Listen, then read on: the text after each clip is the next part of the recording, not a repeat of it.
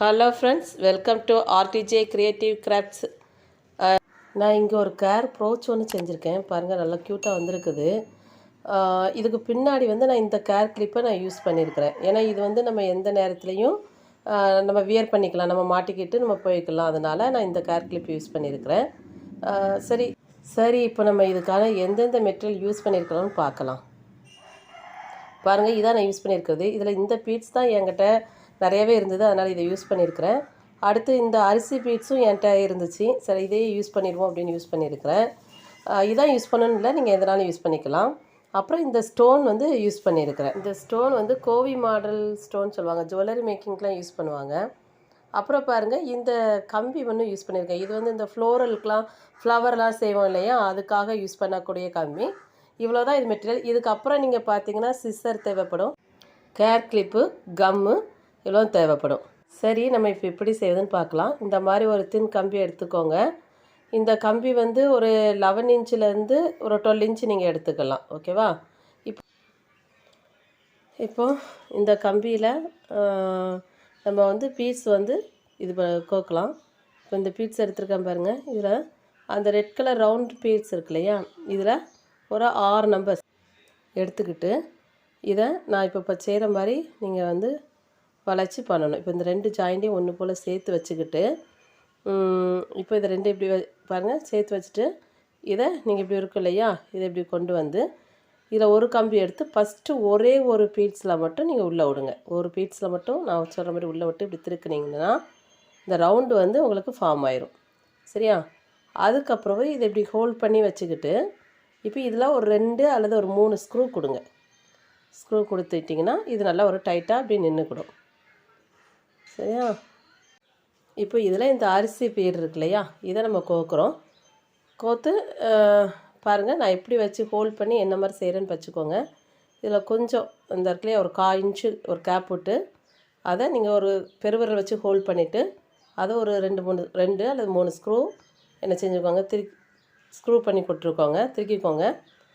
அடுத்து பாருங்க, அப்புறம் மொத்தமாக சேர்த்து ஒரு 2 ஸ்க்ரூ கொடுத்தா போதும். 2 அல்லது 3 ஸ்க்ரூ கொடுத்துருக்கோங்க. இப்போ நெக்ஸ்ட்டு கம்பி இருக்கு இல்லையா, அதுலேயும் ஒரு அரிசி பீட்ஸ் கொடுக்குறோம். இந்த அரிசி பீட்ஸ் தான் கொடுக்கணுங்கிறதுல உங்களுக்கு கையில் என்ன இருக்கோ, நீங்கள் ஈஸியாக என்ன ஃபீட்ஸ் கிடைக்குதோ அந்த ஃபீட்ஸ் எது வச்சாலுமே ரொம்ப அழகாக இருக்கும். பாருங்கள், ஒரு 1/4 இன்ச்சு கேப் போட்டுட்டு இதே மாதிரி ஒரு ஹோல்ட் பண்ணி வச்சுட்டு, நான் பாருங்கள் பெருவிரல் ஹோல்ட் பண்ணி வச்சுட்டு, அப்புறம் இதை இந்த கம்பி இப்படி மடித்து இங்கே பாருங்கள் நான் எப்படி செய்கிறேன்னு பாருங்கள். இதை வச்சு ஒரு அந்த சென்ட்ரல் வர்ற அளவுக்கு 2 அல்லது 3 ஒரு ஸ்க்ரூ கொடுங்க. பாருங்கள், நான் செய்கிற மாதிரி இந்த மாதிரி ஸ்க்ரூ கொடுங்க. ஸ்க்ரூ கொடுத்துட்டு பாருங்கள், இந்த மாதிரி இருக்கும், இந்த மாதிரி இருக்கும். இப்போ கீழே உள்ள இந்த 2 கம்பியும் சேர்த்து அதையும் இப்படி திருக்கி விட்டுக்கோங்க, முறிச்சு விட்டுக்கோங்க. கம்பியை எண்டு வரைக்கும் முடிச்சு விட்டுக்கோங்க. பார்த்திங்கன்னா இப்போ ஒரு ஃபீட்ஸ் நமக்கு ரெடியாக இருக்குது. இப்போ அடுத்தும் ஒன்று எப்படி செய்யலான்னு பார்க்கலாம். அதுக்கும் இந்த கம்பி எடுத்து நீங்கள் எப்படி கட் பண்ணிக்கோங்க. கட் பண்ணிவிட்டு இப்போ இந்த பீஸை நம்ம கோத்துக்கலாம். இதில் பார்த்திங்க, இந்த ரெட் கலர் பீஸு 6 நம்பர் எடுக்கணும்.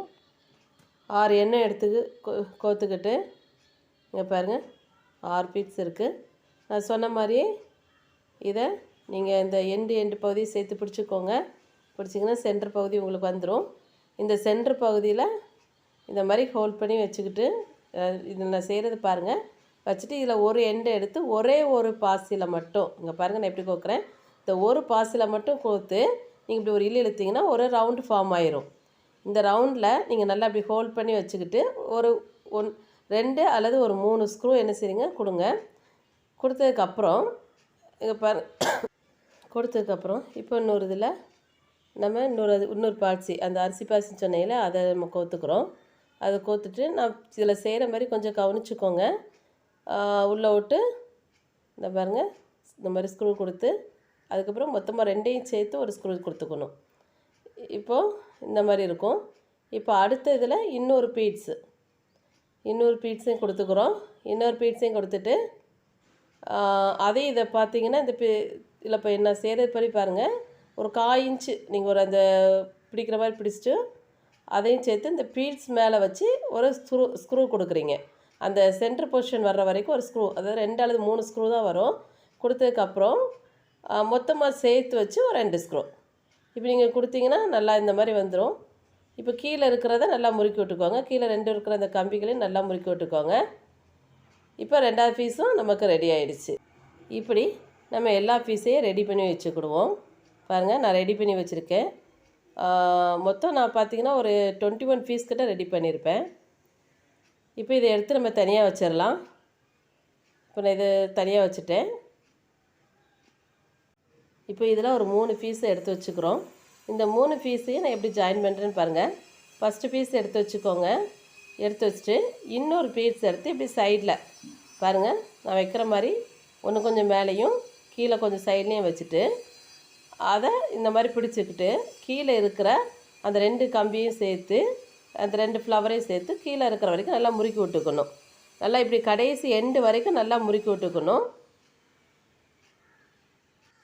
இப்போது அடுத்த பீஸையும் வச்சு இங்கே பாருங்கள், இந்த சைடில் இப்படி பிடிச்சிக்கிட்டு இங்கே பாருங்கள், இது 2 ஒன்று போல் இருக்கணும். அது மாதிரி பார்த்துக்கிட்டு இந்த சென்டரில் அப்படி பிடிச்சிக்கிட்டு கீழே இருக்கிற அந்த 2 கம்பியையும் கடைசி எண்டு வரைக்கும் என்ன செஞ்சுக்கோங்க, முறுக்கி விட்டுக்கோங்க. கடைசி எண்டு வரைக்கும் நீங்கள் முறுக்கி விட்டதுக்கப்புறம் இந்த மாதிரி இருக்கும். இதே மாதிரி நம்ம எல்லா ஃப்ளவரையும் செஞ்சு வச்சுக்கலாம். சரி, அடுத்த ஒரு சாம்பிள் காட்டுறேன், நல்லா பார்த்துக்கோங்க. ஒரு 3 பீஸில் எடுத்திருக்கேன். இப்போ இந்த 3 பீஸில் ஃபஸ்ட்டு ஒரு பீஸ் எடுத்து வச்சுருக்கேன். அதில் இன்னொரு பீஸை சைடில் கொஞ்சம் இறக்கி வைக்கிறோம். வச்சுட்டு பார்த்துக்கோங்க, இந்த மாதிரி இருக்கும். இப்போ கீழே இருக்கிற அந்த கம்பியை வந்து என்ன செய்யணும், எண்டு வரைக்கும் நல்லா முறுக்கி விட்டுக்கணும். இதே மாதிரி நீங்கள் முறுக்கி விட்டுட்டு இப்போ அடுத்த ஒரு ஃப்ளவர் எடுக்கிறோம். அதையும் இந்த சைடில் நம்ம வைக்கிறோம். பாருங்கள், வச்சு நான் எப்படி கையில் வச்சு பிடிச்சிருக்கேன்னு பாருங்கள்.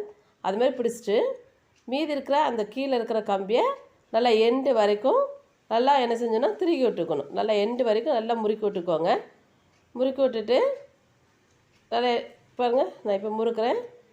நல்லா எண்டு வரைக்கும் நீங்கள் முறுக்கி விட்டுட்டு பார்ப்போம். பார்த்திங்கன்னா இந்த மாதிரி இருக்கும். ஃப்ளவர் வந்து பார்த்திங்கன்னா இப்படி இருக்கும். இப்படி நம்ம என்ன செய்கிறோம், ஒரு 3 பீஸாக நம்ம சேர்த்து வச்சுக்கலாம்.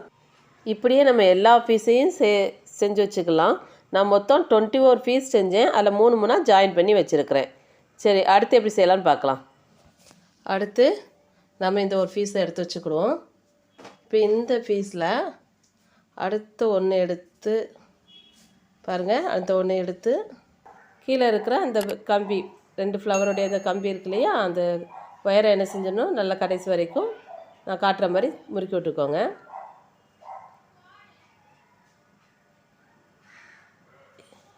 பார்த்தா இப்படி இருக்கும். அடுத்து ஒரு ஃப்ளவர் எடுத்துக்கோங்க. எடுத்து அதுக்கு கீழே பாருங்கள், நான் ஏற்கனவே 3 வச்சுருக்கேன். நடுவில் ஒன்று எடுத்தது மிஸ் ஆகிடுச்சு. ஸோ இப்போ அடுத்து வச்சுருக்கேன்னா அது கீழே இப்படி வச்சு இப்போ நீங்கள் கீழே இருக்கிற அந்த கம்பியை கடைசி வரைக்கும் நல்லா முறுக்கி விட்டுக்கோங்க. நான் செய்கிற மாதிரியே நீங்கள் பார்த்து இது பண்ணிக்கோங்க. ரொம்ப அழகாக இருந்தது. இது வந்து பார்க்கும்போது ஒரு சின்ன குட்டி ஃப்ளவர் வேஸ் மாதிரி பார்க்க ரொம்ப அழகாக இருந்துச்சு. அப்புறம் அடுத்தது பாருங்கள், அடுத்த ஒன்று எடுத்து அதுக்கு கீழே இப்படி எத்தனை பீஸ் நம்ம செஞ்சுருக்கோமோ அத்தனை பீஸையும் இப்படி கீழே நம்ம வச்சு நான் அந்த தெளிவாக காட்டுற பாருங்கள். கீழே இந்த கம்பி முறுக்கிறத கடைசி வரைக்கும் இப்படி நம்ம முறுக்கி விட்டுக்கணும். எண்டு வரைக்கும் எல்லாம் முறுக்கி விட்டுக்கோங்க.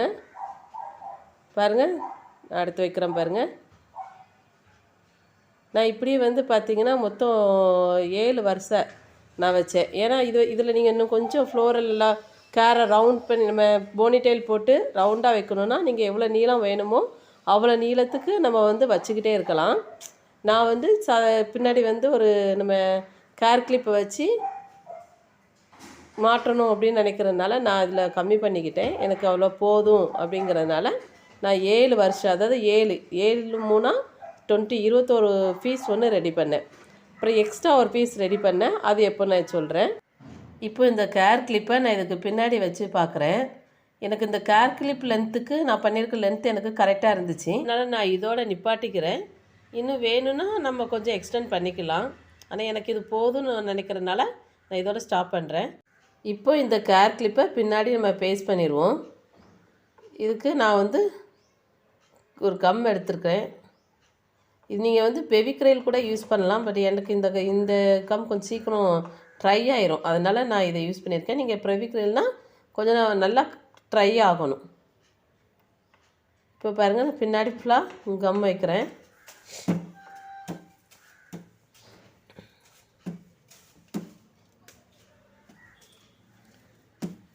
அதில் இந்த கிளிப்பை வச்சு பார்க்குறேன். கிளிப்பை வச்சுட்டு ஒரு 2 நிமிஷம் வந்து அப்படி ஹோல்ட் பண்ணி டைட்டாக பிடிச்சிக்கிட்டே இருக்கணும். இல்லைன்னா இது நிற்காது. அதனால் நம்ம நல்லா கம் போட்டு நல்லா அந்த பெருவிரலை வச்சு நான் அழுத்தி பிடிச்சிருக்கேன் பாருங்கள். ஒரு 2 நிமிஷம் வந்து நம்ம இப்படி பிடிச்சிக்கிட்டே இருந்தோன்னா நம்ம எப்படி காட் க்ளூ யூஸ் பண்ணுறோமோ அதேமாதிரி இதுவும் நல்லா டைட்டாக நின்றுக்கூடும். நின்றுடுச்சு பாருங்கள். இப்போ நான் பின்னாடி பேக் திருப்பிட்டேன். இப்போ பாருங்கள், இந்த கம்பி வந்து கொஞ்சம் நீட்டிகிட்டு இருக்கு இல்லையா, இதை வந்து நம்ம வந்து கட் பண்ணி விட்டுறலாம். ஏன்னா இவ்வளோ இது நமக்கு இப்படி நீட்டிகிட்டு இருக்கிறது தேவையில்லை. அதனால் நான் வந்து பாருங்கள் கட் பண்ணி விட்டுறேன்.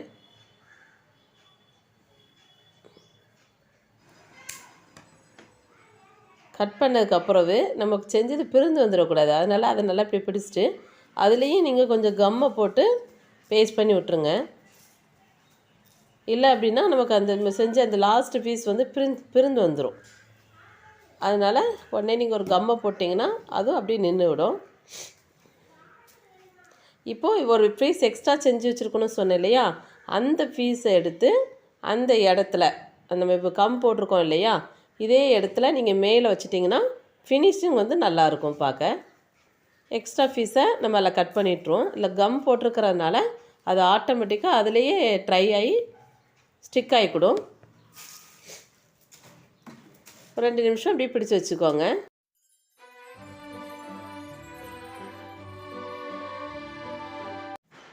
இப்போது நான் இதில் இந்த ஸ்டோனை வந்து நம்ம இந்த ஃப்ளவர் செஞ்சுருக்கோம் இல்லையா, அந்த நடுவில் உள்ள அந்த ஹோலில் சென்டரில் நான் அந்த ஸ்டோனை வந்து ஸ்டிக் பண்ண போகிறேன். ஸ்டோனை இது வந்து சும்மா பார்த்தாலே ரொம்ப அழகாக தான் இருந்தது. ஆனாலும் இந்த ஸ்டோனை வச்சேன்னா இன்னும் கொஞ்சம் ப்ரைட்டாக பளிச்சுன்னு தெரியும். அதனால நான் வந்து இந்த ஸ்டோன் என்கிட்ட இருந்ததுனால இந்த ஸ்டோனை நான் சென்டரில் கம் போட்டு ஸ்டிக் பண்ணுறேன்.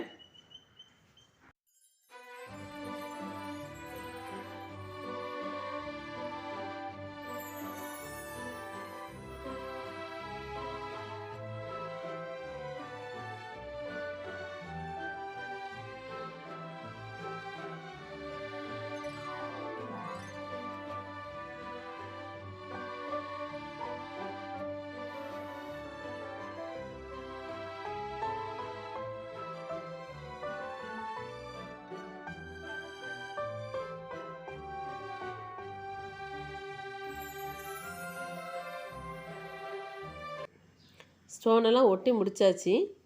ரொம்ப அழகாக இருந்துச்சு பார்க்குறதுக்கு. என்னுடைய கேரில் நான் சும்மா ரஃப்பாக ஃபிக்ஸ் பண்ணி பார்த்தேன். ரொம்ப நல்லா இருந்துச்சு. ஓகே, தேங்க்யூ ஃபார் வாட்சிங். அடுத்து நம்ம ஒரு இன்ட்ரெஸ்டிங் வீடியோவில் பார்க்கலாம். சி பாய்.